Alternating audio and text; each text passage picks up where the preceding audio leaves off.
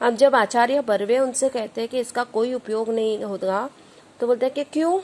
का म्हणजे? जिभेवर ताबा नाही तुमचा, संयम हवा, मनाची एकाग्रता हवी. त्यासाठी प्रथम म्हणजे काही गोष्टी सोडाव्या लागतील. तो वो जब पूछते कि बोलते क्यों क्यों उपयोग नहीं होगा, तो आचार्य बर्वे कहते हैं क्यों मतलब पहले तुम्हें अपनी जबान पर कंट्रोल होना चाहिए. आप सब तरह से कंट्रोल करना आना चाहिए. मनाची एकाग्रता मतलब माइंड कॉन्सन्ट्रेशन होना चाहिए. त्यासाठी प्रथम म्हणजे काही गोष्टी सोडाव्या लागतील. म्हणजे कि उसके लिए फर्स्ट तुम्हें कुछ चीजें छोड़नी पडेगी. आता ह्या उड्या मारायला मी लाज देखील सोडली हे पाहताना तुम्ही बाबा ठीक आहे, प्रथम बोलणं सोडा. बोलणं सोडू? अब वो कहते हैं कि अरे मैंने ये स्किपिंग करने में मैंने शर्म तक छोड़ दी है, तो अब आप क्या बोलोगे? मैं ये शर्म छोड़ती तो मैं आप बोलो वो छोड़. तो बोलते कि सबसे पहले एक बात करो, आप बोलना छोड़ दो. देखिए बोलना छोडू? अजिबात. खाण्यासाठी तोंडाचा वापर कमी करायचं एवढंच पाहिलं तुम्ही, पण बोलण्यासाठी देखील त्याचा वापर बंद केल्याशिवाय तुमची जीभ ताब्यात राहणार नाही. तो बोलता है कि हाँ बिल्कुल बोलना छोड़ना पड़ेगा. बोलता है कि खाने के लिए आप मुंह का यूज करते हो तो खाना छोड़ दिया, वैसे ही बोलना भी कम करना पड़ेगा, तब आपकी जबान कंट्रोल में रहेगी. पण मला बोललंच पाहिजे बाबा. मी केविलवाण्या स्वरात ओरडलो. मीन्स मैंने एकदम बहुत दयाजनक आवाज में बोलते कि मुझे तो बोलना ही पड़ेगा, बोलना बोले तो मैं मेरा कैसे का पण एवढा संयम नाही तुमच्यात? मौनाचं सामर्थ्य मोठं आहे. मौन ही शक्ति आहे. मौन ही. तो बोलता है कि क्या इतना भी आप नहीं कर सकते हो? इतनी भी कैपेसिटी नहीं है आप में? सामर्थ्य मतलब. तो बोलता है कि मौन का सामर्थ्य बहुत बड़ा है. बोलता है कि मौन से बहुत शक्ति है. वो मौन पे उनको बात सुनाने लगे. बोलता है कि इतना भी आप कंट्रोल नहीं कर सकते हो अपने आप के?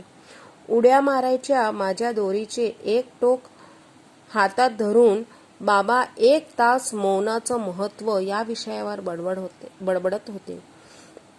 शेवटी त्यांचा वाक्प्रवाह अडवून मी ओरडलो, पण बाबा मी बोललो नाही तर खाऊ काय?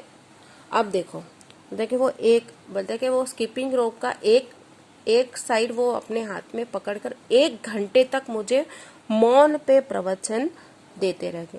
मैंने थोड़ी देर बाद उनकी बात रोकी और उनसे कहा कि बाबा मैं बोलूंगा नहीं तो खाऊंगा काय? म्हणजे बोलण्याचा आणि खायचा संबंध काय? तो वो बाबा कहते हैं कि अरे मतलब बोलने का और खाने का क्या रिलेशन है?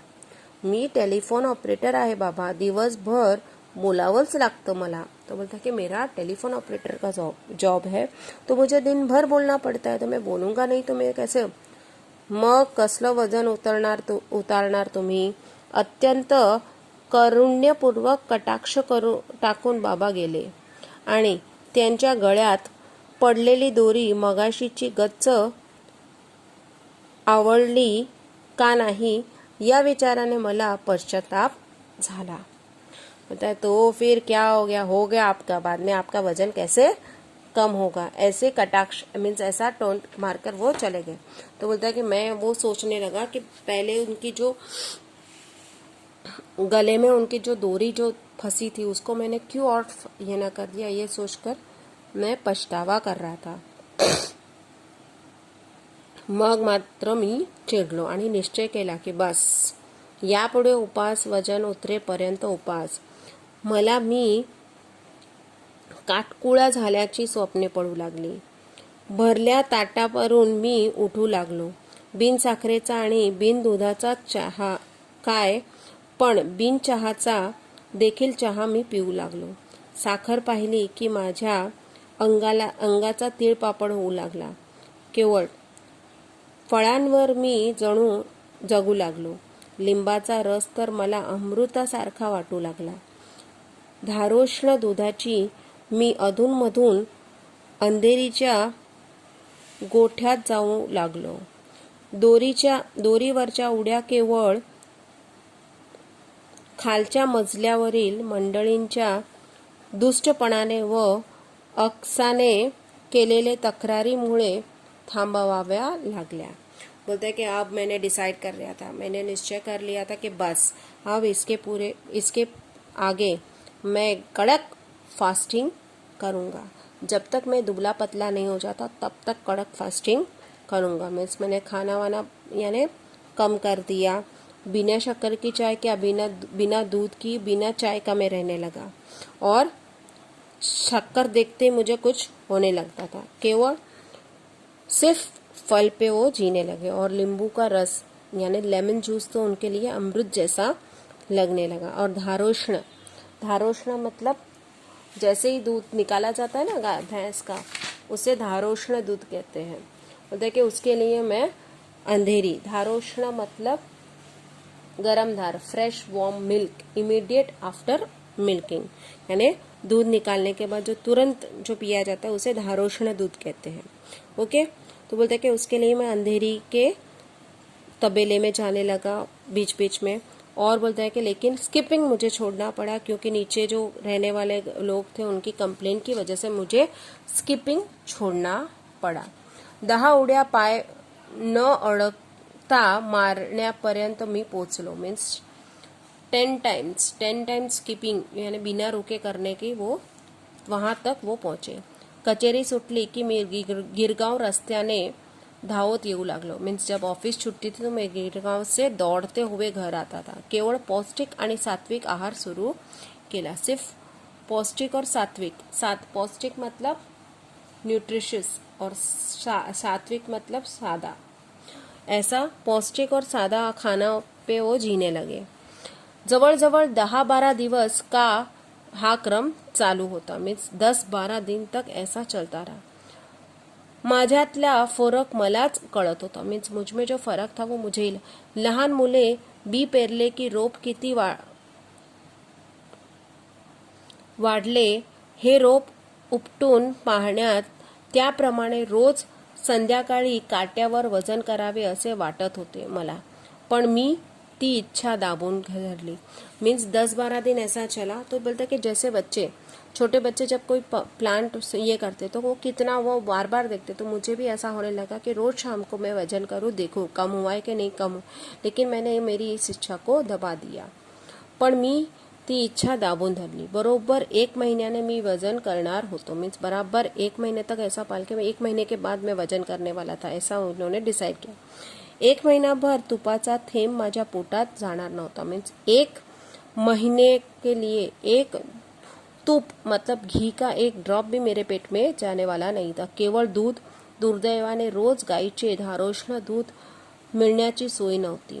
सिर्फ दूध ही पीऊंगा. लेकिन रोज ही धारोष्ण मतलब रोज फ्रेश मिल्क मिले ऐसा पॉसिबल नहीं था. पण एकूण आहार व्रत जोरात चालू होते. लेकिन फास्टिंग उनका जोरों में चालू था. 15 भरात फक्त 2 वेळाच साखर भात खाला. मीन्स 15 दिनों में सिर्फ 2 ही बार साखर भात खाया था. एकदा शोकाजीने चोरून कोळंबी भात चारला व खालच्या मजल्यावरच्या भाऊजी पसरटवारांनी एकदा नागपुरी वडा भात पाठवला होता. मीन्स एक बार शोकाजी ने कोळंबी भात भेजा था और पसरवट जो थे उन्होंने नागपुरी वडा भात भेजा था. वो जब भेजा वो उन्होंने खाया था.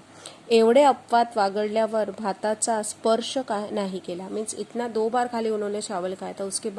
उसके अलावा 15 दिन में उन्होंने चावल को टच भी नहीं किया. त्यामुळे मुख्यतः चरबीयुक्त द्रव्ये शरीरात कमी होती. यानी चरबी यानी फॅटी ये बॉडी में कम गए थे.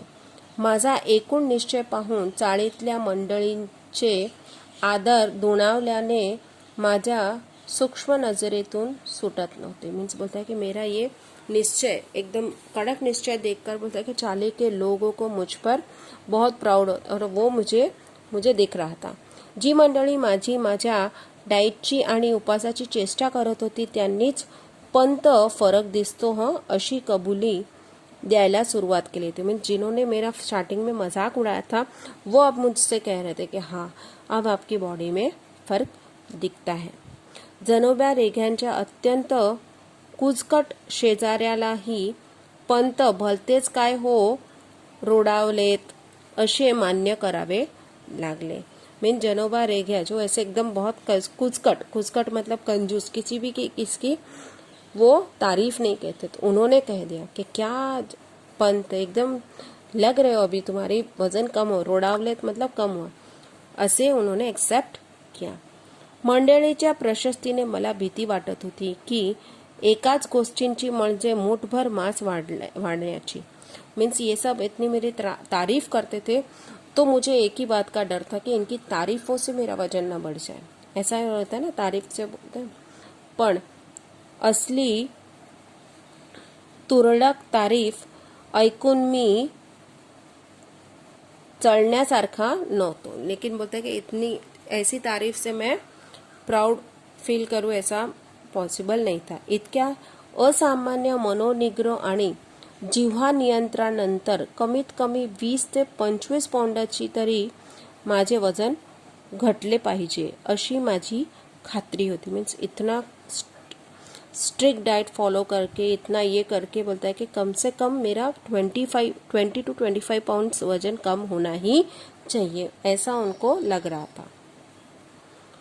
मी आमच्या ऑफिस समोरच्या वजनच्या यंत्रावर पाय ठेवला आणि आनेली टाकून तिकीट काटले।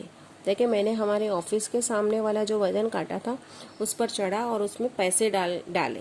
आनेली मतलब पहले के टाइम पे, पहले तुम लोगों ने देखा होगा कि नहीं पता नहीं, पहले हम लोग छोटे थे तभी ना एक वजन मशीन रहती थी रेलवे स्टेशन पे, उसमें 1 रुपया डालो तो वो वजन की टिकट आती थी। ओके, तो बोलता है कि उन्होंने उसमें पैसे डाले,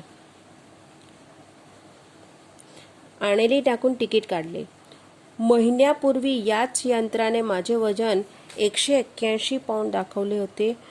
1 महिन्याचा उपास, निराहार, शास्त्रोक्त आहार, दोरीवरच्या उड्या इत्यादी उग्र साधना केल्यावर आज तिकीटावर वजन।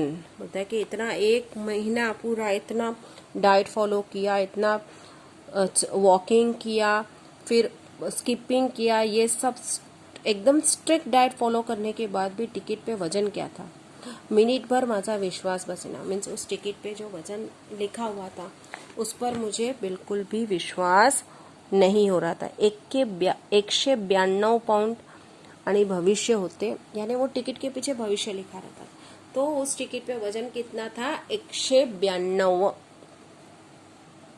192, यानी उनका वजन बढ़ गया था। ओके, और उसमें भविष्य क्या लिखा था, आप बहुत समझदार और गंभीर है। बोलते कि आप बहुत समझदार और गंभीर, सिरियस है मतलब। हल्ली मी वजन आणि भविष्य या दोन्ही गोष्टींची चिंता करायचे सोडून दिले आणि विशेषतः डाएटचे आहार